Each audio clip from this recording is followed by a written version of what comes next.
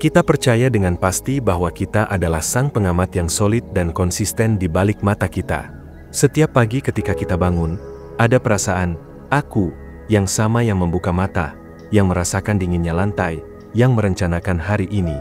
Identitas ini terasa begitu nyata, begitu tak terbantahkan. Sebuah pusat komando yang stabil di dalam kepala kita yang mengendalikan tindakan, memproses pemikiran, dan mengalami dunia. Inilah ilusi paling mendasar dan paling persuasif dari pengalaman manusia. Ilusi bahwa diri kita adalah sebuah entitas yang utuh dan tak terbagi. Kita berbicara tentang pikiran saya dan tubuh saya, seolah-olah ada seorang saya yang terpisah yang memilikinya. Itulah mengapa, ketika kita berkata, saya sedang memeriksa kesadaran saya sendiri, pernyataan itu terdengar masuk akal, seperti seorang pemilik rumah yang memeriksa propertinya. Namun, inilah paradoks yang akan membawa kita ke lubang kelinci realitas. Apa yang terjadi ketika si pengamat berbalik untuk mengamati dirinya sendiri? Masalahnya mulai muncul ketika kita benar-benar mencoba melakukan pemeriksaan itu. Coba sekarang, sejenak, alihkan perhatianmu dari layar ini dan tatap sang aku yang sedang membaca ini. Carilah si pengamat di balik penglihatan, si pendengar di balik pendengaran. Apa yang benar-benar kamu temukan? Kamu tidak akan menemukan sebuah entitas mini yang duduk di dalam kepalamu. Yang mungkin kamu temukan hanyalah serangkaian sensasi fisik, mungkin rasa berat di tubuh, desahan napas, atau medan visual yang berubah. Kamu akan menemukan aliran pikiran yang datang dan pergi dengan sendirinya, tanpa ada dirimu yang memerintahkan mereka untuk muncul. Kamu mungkin justru menemukan kehampaan, sebuah ruang kesadaran yang jernih dan kosong, di mana semua fenomena, pikiran, sensasi, persepsi, muncul dan lenyap. Inilah keanehan pertama dan paling mendasar yang dialami oleh siapapun yang serius memeriksa kesadarannya sendiri. Si pengamat, ketika diburu, menghilang. Fenomena ini tidak hanya dialami oleh para meditator dan mistikus. Ilmu pengetahuan modern mulai menangkap jejaknya. Penelitian neuroscience menunjukkan bahwa bagian-bagian tertentu di otak menyala ketika kita merasa sedang membuat keputusan bebas. Namun yang mengejutkan, aktivitas otak tersebut seringkali terjadi sebelum kita secara sadar memutuskan untuk bertindak. Seolah-olah keputusan itu dibuat oleh sistem yang tidak sadar, dan perasaan aku yang memutuskan hanyalah sebuah narasi yang ditambahkan setelahnya. Diri yang kita anggap sebagai pilot ternyata lebih mirip seorang penumpang yang kebetulan duduk di kursi kemudi, membual seolah-olah dialah yang menerbangkan pesawat. Kegagalan kita untuk menemukan sang diri yang solid ini bukanlah kegagalan pribadi, melainkan petunjuk menuju sebuah pemahaman yang lebih dalam tentang sifat kesadaran. Konsep kunci di sini adalah the illusion of the self, atau ilusi diri, sebuah ide yang telah dieksplorasi baik dalam filsafat timur selama ribuan tahun maupun dalam psikologi barat modern. Filsuf Skotlandia abad ke-18, David Hume, setelah melakukan pencarian yang sama, menyimpulkan bahwa ketika dia masuk paling dalam ke dalam apa yang dia sebut dirinya, yang dia temukan hanyalah seberkas persepsi yang berbeda-beda, yang saling mengikuti dengan kecepatan yang tak terbayangkan, dan dalam pergerakan dan pergeseran yang tiada henti. Dalam neuroscience kontemporer, konsep ini sering dikaitkan dengan the default mode network, DMN, sebuah jaringan yang saling terhubung di beberapa wilayah otak. DMN inilah yang aktif ketika kita tidak fokus pada tugas eksternal. Justru ketika kita memikirkan diri kita sendiri, merenungkan masa lalu, atau mengkhawatirkan masa depan.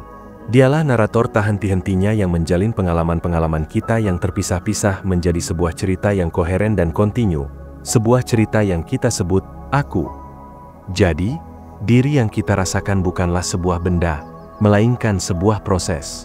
Sebuah proses yang memiliki 3 karakteristik utama. 1. Narasi. Ia adalah sebuah cerita yang terus-menerus dikarang, sebuah autobiografi yang ditulis ulang setiap saat untuk menciptakan ilusi konsistensi. 2. Konstruksi sosial. Ia dibentuk dan diperkuat melalui interaksi dengan orang lain, bahasa, dan budaya. Aku, yang kamu kenal adalah hasil dari bertahun-tahun umpan balik dari dunia sosial. 3. Fungsional. Meskipun ilusi, ia memiliki fungsi evolusioner. Sebuah diri yang stabil berguna untuk merencanakan masa depan, belajar dari masa lalu, dan menavigasi kompleksitas sosial. Ia adalah sebuah alat yang sangat berguna, sampai kita salah mengira alat itu sebagai sang pemilik. Ilusi diri ini bukanlah fenomena pinggiran yang hanya relevan untuk meditasi atau diskusi filosofi semata. Ia adalah fondasi yang mendasari begitu banyak aspek pengalaman manusia, dan ketika fondasi itu diperiksa, seluruh bangunan keyakinan kita mulai bergoyang. Kita melihat jejaknya yang dalam berbagai bidang. Dalam psikologi, konsep diri yang kaku dan terpisah ini dianggap sebagai akar dari banyak penderitaan. Perasaan, aku, yang terisolasi ini terus-menerus membandingkan dirinya dengan orang lain, mempertahankan citranya, dan takut akan kehancurannya, yang kita sebut sebagai kematian.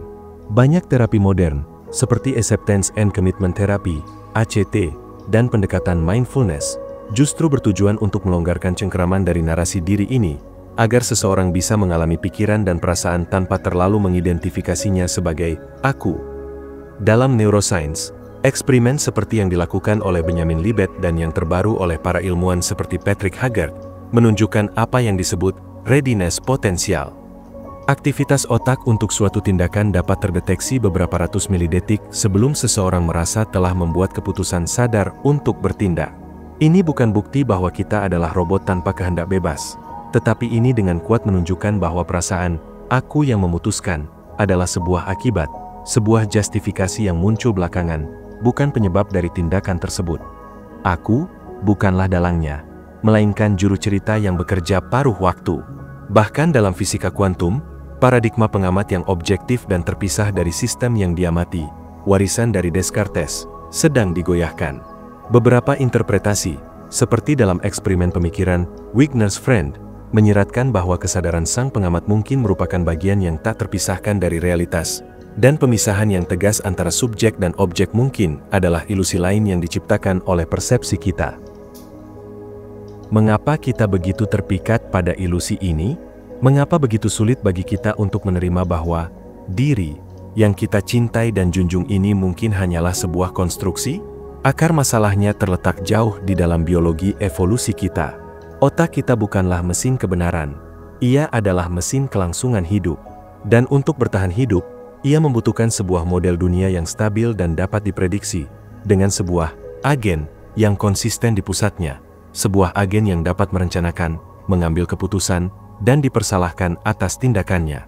Bayangkan diri kita sebagai sebuah sistem navigasi yang canggih. Sistem ini tidak perlu mengetahui realitas absolut dari wilayah yang dilaluinya.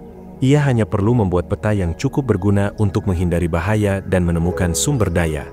Diri yang kita alami adalah seperti ikon Anda di sini yang berkedip pada peta itu. Ikon itu sendiri bukanlah wilayah yang sebenarnya, tetapi tanpanya, peta itu akan menjadi tidak berguna. Pikiran kita telah menciptakan ikon aku ini dan meyakini keberadaannya karena memiliki nilai fungsional yang sangat tinggi. Ia menyederhanakan kompleksitas, memberikan rasa kontinuitas, dan memungkinkan kita untuk berfungsi dalam masyarakat. Namun, ini meninggalkan kita dengan sebuah ilusi yang dalam. Kita telah terkunci dalam sebuah perspektif egosentris, mempercayai bahwa narasi yang dikisahkan oleh default mode network kita adalah realitas yang paling utama. Kita seperti seorang pembaca yang begitu tenggelam dalam sebuah novel sehingga lupa bahwa dirinya adalah pembaca, dan bukannya salah satu karakter dalam cerita. Keterikatan kita pada sang karakter inilah, dengan segala suka duka, masa lalunya, dan ketakutannya akan masa depan, yang menjadi sumber utama penderitaan psikologis kita. Kita takut akan kematian sang karakter, tanpa menyadari bahwa yang sebenarnya ada hanyalah pembaca yang abadi, kesadaran itu sendiri. Meskipun pemeriksaan terhadap diri ini dapat terasa mengganggu dan seperti meruntuhkan fondasi eksistensi kita, penting untuk memahami bahwa mengakui sifat ilusif dari diri bukanlah sebuah kekalahan atau sebuah keputusasaan. Justru, ini adalah pembebasan. Ilusi diri yang kaku dan terpisah adalah seperti sebuah perahu yang membawa kita menyeberangi sungai kehidupan. Perahu itu sangat berguna, bahkan penting. Namun, masalah muncul ketika setelah sampai di seberang, kita justru mengangkat perahu itu ke pundak kita dan terus membawanya kemana-mana, alih-alih meninggalkannya dengan lega. Mengalami ketiadaan diri bukan berarti kita menjadi seperti zombie yang tidak memiliki kepribadian atau tidak bisa berfungsi di dunia. Justru sebaliknya, ketika kita berhenti mengidentifikasikan diri secara kaku dengan suara di dalam kepala kita, dengan kritik internal, dengan kenangan masa lalu, atau dengan kekhawatiran masa depan, kita justru menemukan kebebasan yang lebih besar. Kita masih bisa merencanakan masa depan, tetapi tanpa dibebani oleh kecemasan seorang perencana yang terpisah. Kita masih bisa merasakan sakit, tetapi tanpa penderitaan tambahan dari sebuah aku yang merasa menjadi korban dari rasa sakit itu. Dalam banyak tradisi kebijaksanaan, keadaan ini justru dilihat sebagai pintu masuk menuju bentuk kebahagiaan dan kedamaian yang lebih dalam dan autentik. Sebuah kedamaian yang tidak bergantung pada kondisi eksternal atau pada cerita sukses atau gagalnya diriku. Ini adalah kebebasan untuk mengalami hidup secara langsung, sepenuhnya, tanpa filter dari sebuah diri yang sibuk mengomentari setiap detiknya. Kita beralih dari menjadi seorang aktor yang gugup di atas panggung, menjadi penonton sekaligus panggung itu sendiri, yang menyaksikan seluruh drama kehidupan ini terungkap dengan segala keindahan dan kedahsyatannya. Lalu, bagaimana kita merespons realitas yang mengejutkan ini?